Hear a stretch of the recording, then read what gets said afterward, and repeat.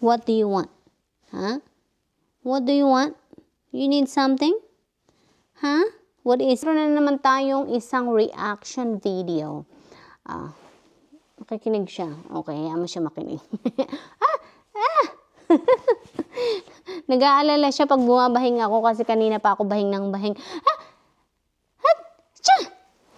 See? Tama yung itsura niya.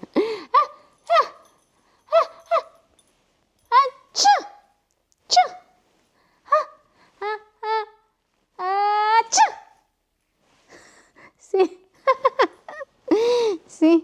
Nag-aalala siya kaya paano yung lapit niya sa akin.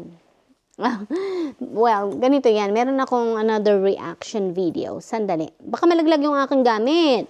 Wait. Ito siya. Sandali. Babasahin natin. Hindi ko dahil nandito ang aking baby. Sandali. Paano ba to, babe? Sabi niya, akala ko nakalimutan na niya ang 50K na hiniram ko. OFW ang kapatid ko sa Korea. Pareho kaming may sariling pamilya. Siya ang nagpaaral noon sa akin sa public school. 2 years ago, nung humiram ako sa kanya ng 50K, pinambayad ko sa hulugan na kotse for 2 months. Ngayon, katatapos lang ng New Year, naniningil. Akala ko nakalimutan na niya. Hindi niya naisip na mas malaki ang sahod niya sa akin. Tapos magkapatid naman kami, kaya dapat tulong na niya yun sa akin. Sabi ko sa kanya, tulong mo na yan sa akin. Tapos ang sagot niya, hindi ako nagtatrabaho dito para ibigay lang sa yung kotse or ibigay lang para sa kotse mo. Oh my God, ungrateful talaga nitong kapatid niya. Ganun din. Ito yung tinatawag na yun nga feeling entitled. Yes, grabe ang ka-feeling entitled ng iyong kapatid. Alright. Kaya dapat yung mga ganyang ugali ng kapatid is babarahin mo talaga para hindi anong tawag dito, mamihasa or para malaman niya na meron ka ring limitasyon sa iyong sarili. Abay, grabe. Alam mo ba na buti nga pinag-aaral ka pa niya kahit hindi ka naman niya obligasyon na pag-aralin. Okay? Napakalaking pasalamat na noon na pinag-aaral ka ng kapatid mo. Bibihira yung gano'n na pag-aaralin ka ng kapatid mo. Dahil kung tutuusin ay ikaw naman ay adult na, ikaw ang kapaaral nun sa sarili mo, okay? Pero, kaya ka nga pinag-aral ng kapatid mo para nang sa gayon ay magkaroon ka rin ng magandang trabaho para makalaban ka sa buhay, para pagdating ng panahon, ikaw ay magkaroon ng trabaho at yan na nga, mayroon ka ng magandang trabaho, hindi mo nakakailanganing manghingi ng pera sa kapatid mo. Yun ang purpose noon, okay?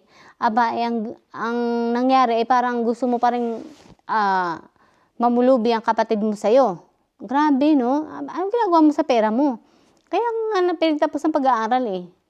Kung may gusto ka sa buhay, magtrabaho ka, mag-ipon, pag-ipunan mo yung iyong kotse. Hindi yung, oh my God, nihiram ka ng 50K tapos hindi mo babayaran? Alam mo, ang utang, pag sinabing utang yan, bayaran mo yan. Kasi, hindi lang basta utang yan, tiwala at relasyon nyo ng magkapatid ang nakasalalay diyan. Okay? Kaya, hindi porket, ang tawag dito, kapatid mo yan, at nangutang ka, akala mo yung nakalimutan na. Hindi. Ang utang yan. At pag hindi ka nagbayad, sabi ko sa'yo, yung akala mo hindi nagsasalita ang kapatid mo, hindi siya nagsasabi sa iyo, hindi naniningil, nakalimutan na niya. Hindi man niya maningil, nandyan yan sa isip niya, sabi ko sa inyo. Ayan, forever na sa isip niya yun.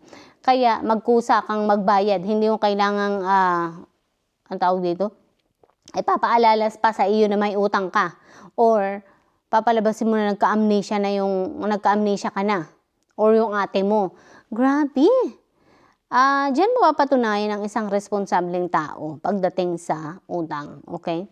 At pagdating din sa, yun nga, pinag-aaral ka na ng kapatid mo, na dapat ay, alam mo yun, makikita ng kapatid mo yung ginawa mo, yung ginawa niya para sa'yo, nakita niya yung pagsisikap mo, naging maganda yung buhay mo, without pestering yung kapatid mo. Ibig sabihin yung hindi napipinsala yung kapatid mo pagdating sa pera. Ibig sabihin, you are doing good. Pero kapag ganyan na, pagtapos ka na nga niya ng pag-aaral, tapos panay pa rin ang hingi mo sa kanya or utang mo sa kanya, then, inaanoy mo pa rin. Sinisira mo yung kanyang, ang tawag dito, yung kanyang kaperahan at yung kanya ring buhay na dapat ay maayos sa sana at wala nang iintindihin, pero ang nangyayari hindi. Kasi andyan ka pa rin at nangungulekta pa rin ng pera. Mali yun. Maging responsable ka sa sarili mong buhay. Hindi yung, diyan mapapatunayan, sabi ko nga, kung ikaw ay responsable.